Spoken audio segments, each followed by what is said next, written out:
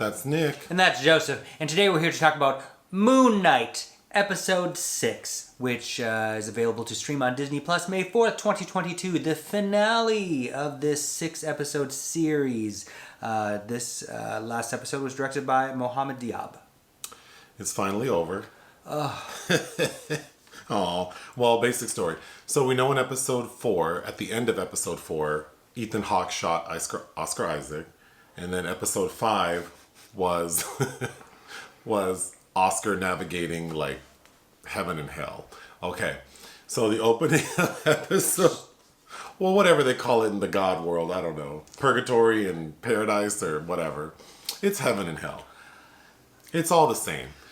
Okay, so in this episode, we see that Mark made it to heaven, and Steven, we know from episode 5, is in like purgatory. They call it paradise, I think. Paradise. So the hippopotamus is like, isn't it beautiful up here? And he says, yeah, but I don't want to be here without Steven, my imaginary head movie friend. So he's like, I'm leaving. And this fool walks right out of heaven, even though she told him, like, don't do that. Like a Bruno Mars song. He just walks right out. He leaves it, yeah. And then he sees Steven, who's like a turned into stone. And all he has to do is grab his hand. And as Mark turns to stone as well, he's talking to him like, I can't do this without you. You're the reason why, blah, blah, blah. And then he turns into stone, and then these like pearly gates open. And they're both free. I don't know what he did. I don't know if like, is Mark the first person in this world to ever try this? I don't know. That the hippopotamus didn't realize like this would be a thing. But he goes back to Earth to finish what he started. And also that his multiple personality is sentient. We can talk about that. So while that's happening, Layla has been pursuing Ethan Hawke. And Ethan Hawke is Harrow. Trying to make his way to wherever all the avatars are gathering, because he needs to free Amit, like break her little statue. Mm-hmm. Layla follows. And there's a point where like a character who's possessed by Khonshu tells her, you need to go and free me. Mm-hmm. So she follows Ethan Hawke to the little thing. They both break the statues. Mm-hmm. So both gods are released. So of course Amit is like, let's get out here and win souls for Christ. And then Team Jesus. And then, that's a Whitney reference. Mm-hmm. And then Khonshu is telling Layla, like, you need to be my avatar, because I can sense that Mark's probably dead. She's like, no, I'm not doing that, because I don't want to be a slave to you.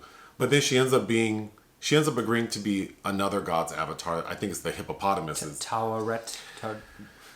So now that Khonshu and Amit are free, they're fighting. So the bulk of the episode is Khonshu and Amit, like Godzilla and King Kong, in Cairo, like tearing up these people's pyramids, while Layla and Mark / Steven are back fighting against Ethan Hawke's character.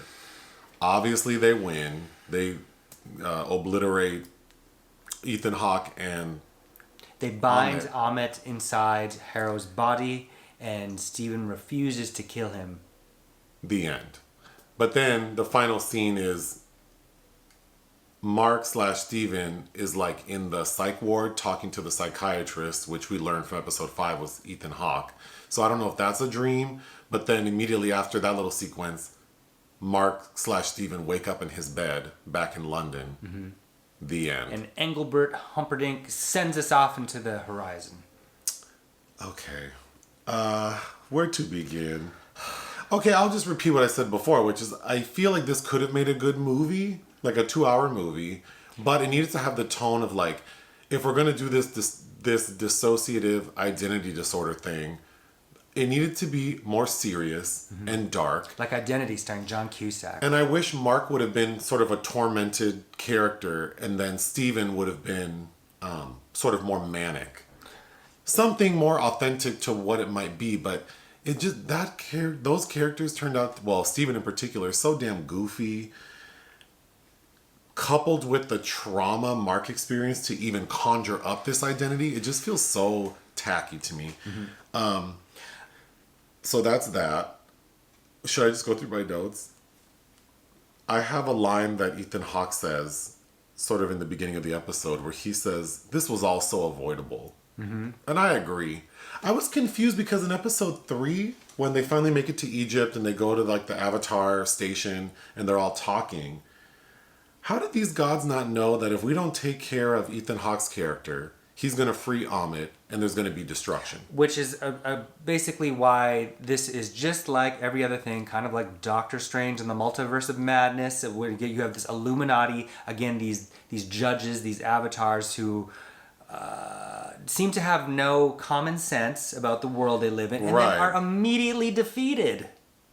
But then when they're confronted with the thing they were warned about, that in this movie they said they don't care about. Literally, they said they don't care. The minute they're confronted with it, they're like, we have to do something. Because one of them is like, well, someone's trying to release Amit. Who could that be? What? The person who said they were going to do it? It makes me think that you're maybe not godlike. Maybe you don't own everything. Moving on. So when Amit materializes, Amit is a crocodile who I thought looked kind of janky and sounded like Gal Gadot. That is an actress, Saba Mubarak, who has worked in other Mohamed Diab. But then you reminded me of something that I hope... I'm going to try to post the video now.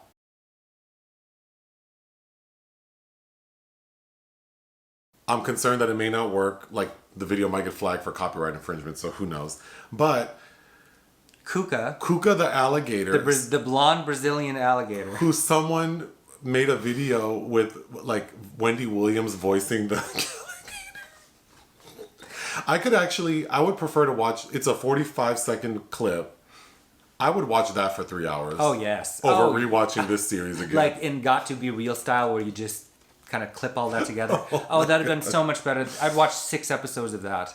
Why would Mark leave paradise to save his imaginary friend? And how did his imaginary friend even end up in purgatory? Like, did that thing have a soul? Because he's not real. Did he have a soul? Did they split the soul in half? He's a figment. But that doesn't make sense, because in episode 5, the reason the hippopotamus can't let them pass into paradise is because she said the scale's not balanced because you have 2 hearts and they're incomplete. And then when Stephen goes away, now Mark has a complete heart that's pure. So how the hell did this imaginary friend with like a bad heart... When the hippo is telling him that Stephen is going to be last for eternity in the sand, it's like, that is so literal. Why is it so literal? And then it is so literal. Like, he literally is frozen in the sand. I know, it's so this dumb. like imaginary friend. Okay, this might be controversial, but I didn't think Amit seems that bad.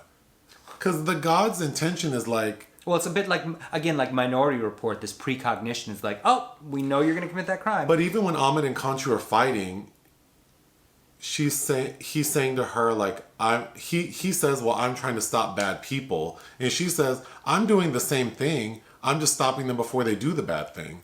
And I guess on paper, you know, without thinking about it too much, to me, it's like it's about the same. Both of y'all are exacting vengeance. Both y'all are flip sides of the same coin. And if you believe in God and you think that God is, I mean, I just don't see the difference. Like, and then when Amit materializes and she's talking about her intentions, I'm like, well, I mean, you want a world full of people whose hearts are pure, and those who are not, you're taking their souls. Which is why...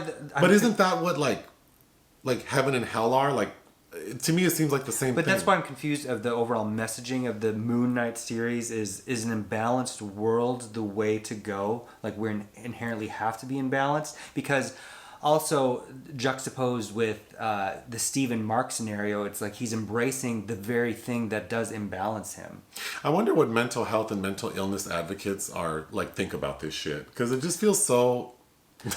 The fact that I wanted it to become... Once... They're the 2 Oscar Isaacs again embracing. This needed to run into Francois Ozon's double lover territory, like where Jeremy Renier has sex with himself. I don't know about that, but... That would have been more interesting. Literally any other direction would have been better than what we got. Mm-hmm. I'm so confused. What did Mark do to Stephen in Purgatory to just be like, we're back again? He held his hand and had a monologue. That was That's so wild to me. I know.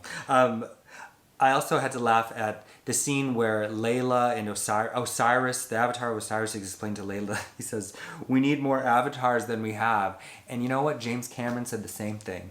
Oh, yeah, you did say that.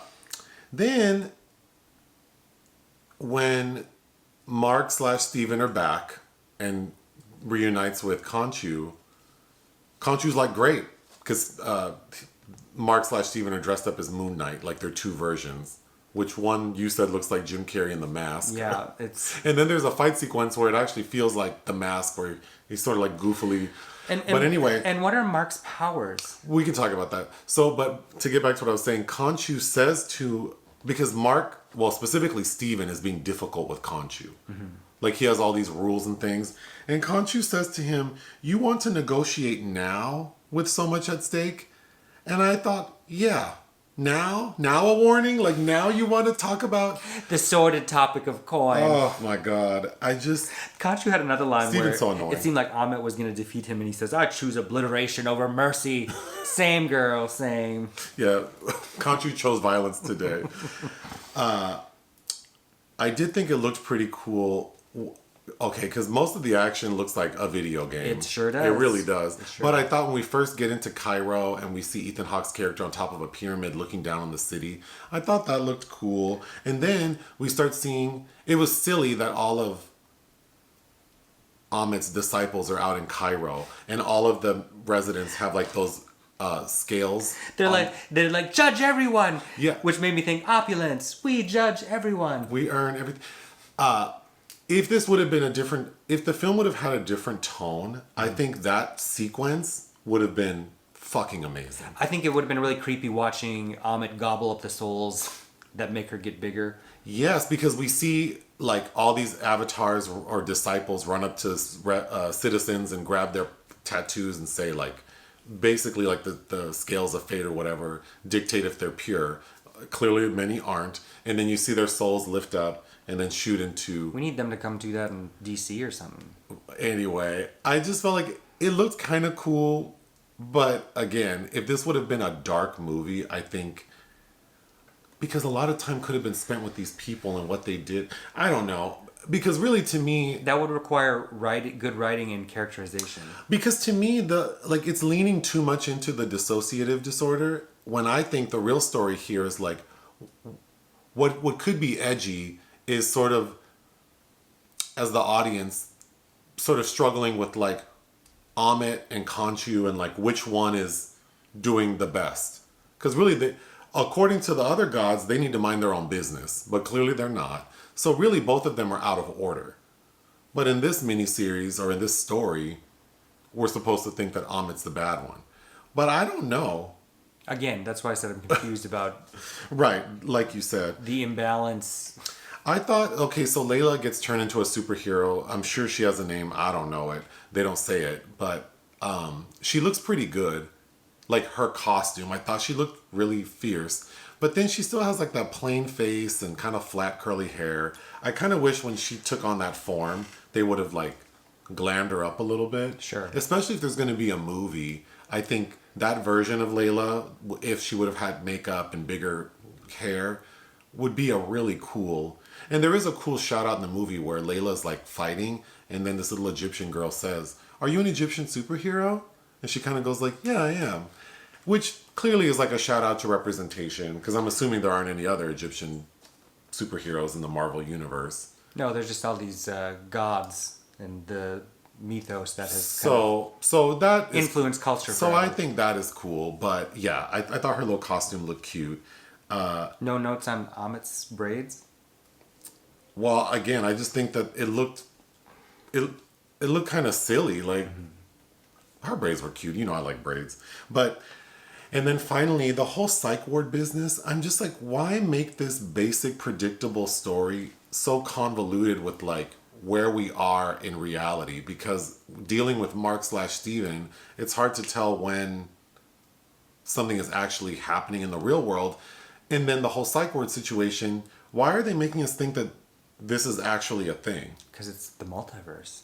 It just feels so stupid. And then in the final scene, when we see that Ethan Hawke's character as this psychiatrist is experiencing some of the things that Steven has been talking about. Like, we see him walking with like bloody footprints and the doctor's confused. Like, why have this ambiguity? Like episode 5 with like we're paradise purgatory, but we're also in the psych ward with the hippopotamus. I feel like they're doing that because there's more to come. Sure. There's more content. There's more Marvel content to come.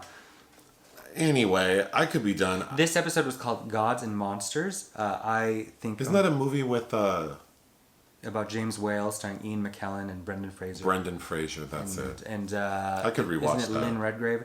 There's a gay component, right? Yeah, because James Whale was gay. Oh, I'm not familiar with who that is. He directed Frankenstein. Oh, okay. I know I've seen it, though. This, I'm choosing to call it Half Moon Knight Street.